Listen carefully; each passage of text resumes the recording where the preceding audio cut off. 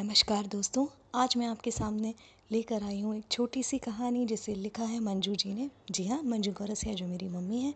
तो चलिए उनकी इस कहानी को मैं आपको सुनाती हूँ उनके ही शब्दों में। कहानी का शीर्षक उन्होंने दिया है आशियाना। चलिए तो कहानी शुरू करते हैं। सावन का महीना, बारिश की बूंदें और गुप्ता जी अपनी पत्नी रेखा जी के साथ बालकनी में बैठे चाय की चुस्कियाँ ले रहे थे, क्योंकि ये समय उनके लिए बहुत अनमोल था। रिटायरमेंट के बाद शाम की चाय बालकनी में यूं ही पीते रहना, आपस में बातें करना दोनों को अच्छा लगता था। चाय का आखिरी घूंट बाकी था कि तभी नीचे से उनके मित्र ने उन्हें आवाज़ दी, अरे गुप्ता जी, अपने आशियाने से बाहर तो निकलो, ऐसी बारिश का मज़ा तो बाहर निकल कर ही आएगा। चलो, आते हो क्या? गुप्ता जी ने रेखा जी की तरफ देखा, मानो उनसे अनुमति मांग रहे हो जाने की। रेखा जी ने भी मुंडी हिला दी, यानी उन्हें अनुमति दे दी जाने की, और उनसे कहा, ध्यान से जाना जी। आखिरी चाय का वो घूंट जल्दी से लिया और चल दिए अपनी काली छतरी लेकर नीचे। लेकिन रेखा जी की चाय अभी बाकी थी। लेकिन उनके शब्द आशियाना उनके कानों में गूंज रहे थे। हमेशा जब भी वो अपना घर देखती और घर के बाहर लिखा आशियाना शब्द पढ़ती या सुनती, बस अतीत की स्मृतियों में खो जाती। चाय का एक घूंट लिया और खो गई बस 45 साल पुराने ज़माने में। कैसे शादी करके वो आई थी, पति की सरकारी नौकरी थी, सास ससुर की जिम्मेदारी, देवर और ननंद जिनकी पढ़ाई चल रही थी, जिसके चलते वो कभी भी गुप्ता जी के साथ उनके ट्रांसफ़र के समय साथ नहीं रही थी। बस कुछ समय ज़रूर उनके साथ बिताने चली जाती थी।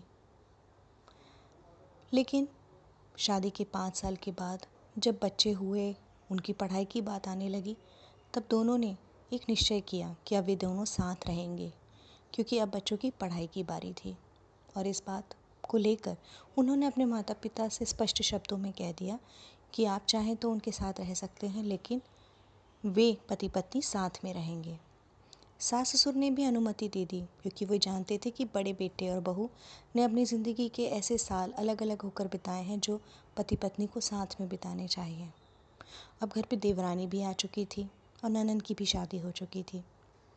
तो सास ससुर ने बड़े प्यार से आशीर्वाद देकर उनको विदा कर दिया। रेखा जी आ गई अपने पति के सरकारी क्वार्टर में रहने। बहुत अच्छा घर, सारी सुख सुविधाएं थी। एक दिन रेखा जी ने अपने पति से कहा, जी सुनिए, मैं सोचती हूँ क्यों ना हम एक छोटा सा घर खरीद लें या ज़मीन। गुप्ता जी हंसते हुए बोले, अरे अभी रिटायरमेंट को बहुत समय है, सरकारी नौकरी है, घर तो रहेगा ही हमेशा, और बड़े होने के बाद है ना हमारा बेटा, जहाँ वो हम वहाँ। रेखा जी ने कहा, नहीं, हमारे बेटे के पीछे पीछे हम कैसे जाएंगे, और उस उम्र तक आते आते इस तरह से एक शहर से दूसरे शहर नहीं घूम पाऊंगी मैं। चलिए कुछ लोन लेकर एक ज़मीन खरीद कर, छोटा सा ही सही पर एक घर बनवा लेते हैं। जितना समय लगेगा लग जाएगा, हमें कौन सी जल्दी है। बस उसी दिन उन्होंने निश्चय कर लिया कि घर तो खुद का बनवा कर ही रहेंगे, और कुछ दिनों में उन्होंने एक ज़मीन ले ली और नींव का पहला पत्थर भी रख दिया। शादी के इतने साल, बच्चों की शादियां हो गई, गुप्ता जी रिटायर हो गए। अब वक्त आ चुका था जब ये सरकारी घर उन्हें छोड़ना था, लेकिन उनके ऊपर खुद की छत ज़रूर थी। उनका आशियाना था जो कई साल पहले उन्होंने बनवाया था। बस खुशी खुशी वो उस आशियाने में शिफ्ट हो गए। बेटा विदेश जाने वाला था, उसने कहा साथ, लेकिन रेखा जी और उनके पति ने कहा, नहीं, तुम जाओ, ये तुम्हारे दिन हैं, तुम एंजॉय करो, तुम पढ़ाई करो, नौकरी करो और अपना करियर बहुत अच्छे से बनाओ। अपने माता पिता की जिम्मेदारी अभी लेने की तुम्हें ज़रूरत नहीं है, जब कुछ होगा तो हम खुद तुमसे बोलेंगे। आज रेखा जी अपने आशियाने में बेहद खुश थी। बेटी ससुराल से कभी भी आ सकती थी और बेटे को भी माँ पिता की चिंता नहीं थी।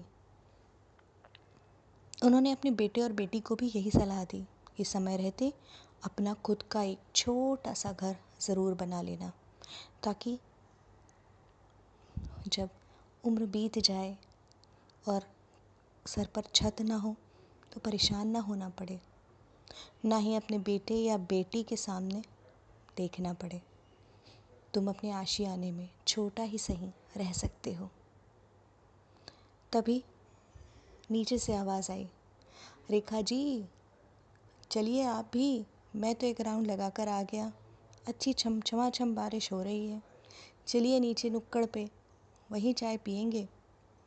आपकी सहेलियां भी आई हैं। बस इसी आवाज़ से रेखा जी उस पुरानी स्मृतियों से बाहर आई। देखा चाय ठंडी हो चुकी थी।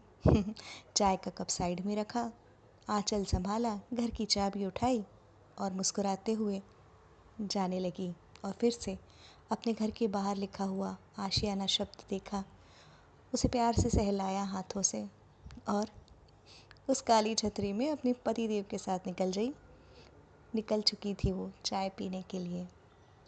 दोस्तों, यदि आप ये कहानी सुन रहे हैं तो ज़रूर याद रखिए, समय रहते एक छोटा सा घर जितना हो सके जल्दी से बनवा लीजिए, ताकि बुढ़ापे में किसी पर आश्रित ना होना पड़े। कैसी लगी आपको मंजू जी की ये कहानी, ज़रूर लिखकर बताइएगा। मिलती हूँ एक नई कहानी के साथ, तब तक नमस्कार, खुश रहिए, एंजॉय कीजिए, बाय बाय।